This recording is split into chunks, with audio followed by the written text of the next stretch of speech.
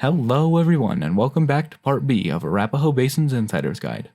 In this video, we're finishing A Basin with Pollivicini, Beavers, and Zuma. If you haven't already, go watch part A about Black Mountain and Lenawee. It'll help give some context to what I'm going to say in this video. With that, let's begin part 7B of an Insider's Guide to Ski Resorts, Arapahoe Basin. In part A, I discussed using Pollivicini as an alternative to Black Mountain when it gets busy. Pollivicini, known as just Polly for short, is typically used only by experts, but it can be really nice for intermediate and advanced intermediate skiers and riders as well. In the situation where Black Mountain is busy, you can head up Pollivicini instead. Off the top, you can ski along the ridge in this direction and then go down West Wall. If you go along the ridge in this direction, you can also access the Beavers. Many people who go to the Beavers go Black Mountain to Lenawee. Instead, you can do it in just one lift by going up Pollivicini. Also off the top of Polly is this blue Grizzly Road. The top part is just a wide groomer along the ridgeline. It switches back down here, but the actual road part is very short. Grizzly Road drops you just above the top of Black Mountain Express, thus making it possible to lap Black Mountain's pod, but avoid Black Mountain's lines. To the left of Polly on the map here are a series of 11 single black runs. These upper 6 are open areas that are only blacks because they are somewhat steep.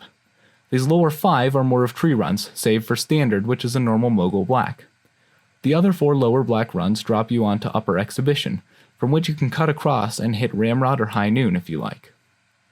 Now, directly under Polly are a bunch of double black extreme runs. Out of all of these here, there are 2 main ones, Main Street on the right and International on the left. These 2 are wide mogul runs that are only classified as extreme terrain because of their steepness. If you haven't ever done any of the Pollivicini extreme terrain before, I would start off with one of these 2. All of these other double blacks in the Pollivicini area are much more narrow and typically have more obstacles such as trees, rocks, and stumps. All of these other double blacks will bring you back to Main Street or International. What's really nice about these Pollivicini extreme runs is that they are directly accessed by and bring you directly back to a lift. Many ski resorts' extreme terrain is either hike to or hike out. For some, it's both. Polly makes it easy to get as many laps as possible without having to waste time hiking anywhere. To the right of the Pollivicini is a little bit of hike-back terrain called the Steep Gullies. To me, that name is pretty self-explanatory. These, of course, require a half-hour hike back, but it might fit better into the extreme category than runs such as Main Street and International. I mentioned earlier how it is possible to get to the Beavers from Pollivicini. The first way is to go down the ridge to the blue called Davis. More on Davis in just a second. The other way, the one I haven't mentioned, is to go along this ridge, Polly Cornice, and go in through one of these 2 gates. Now, the theme of the Beavers has to be trees. These 2 gates drop you into some nice forest that'll bring you down to the Beavers Quad. Not only are there these lower trees, but there are also these trees in between the 2 blues here, and also these trees towards the far boundary. Arapahoe Basin seems to have some of the best of everything, and if for trees, you go to the Beavers.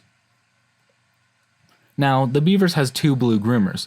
The runs Davis and Loafer are the most difficult blue runs at Arapahoe Basin, and it's not even close.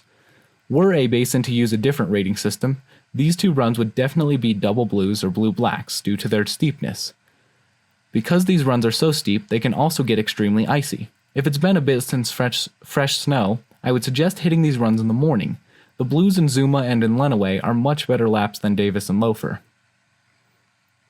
And then, we hit the final major terrain area of Arapahoe Basin, Zuma Bowl. First of all, let's make one thing clear. Unless there's something serious going on, there's typically no lines at either Beavers or Zuma. To get to most of the Zuma Bowl, you'll take the Lazy J rope tow from the top of the Lenawee lift.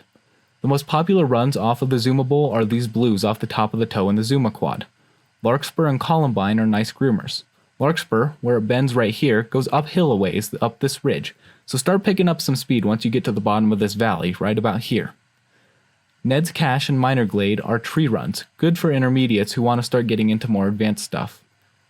This blue run Independence is a cool little cut through the trees. It's quite a unique little run. I would highly suggest checking it out. Shining Light is also a nice little groomer. There are also some black tree runs in between Larkspur and Columbine here.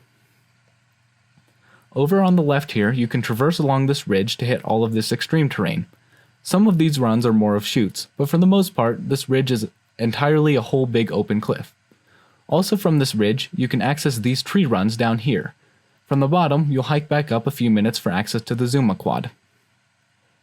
On the right side, you have this Mountain Goat Traverse, which gives access to Northern Spy and Elk Meadows. Northern Spy is a big wide open powder field. Elk Meadows is a little bit of a meadow and a little bit in the trees. In between these two is another glade, Tiez's Glade.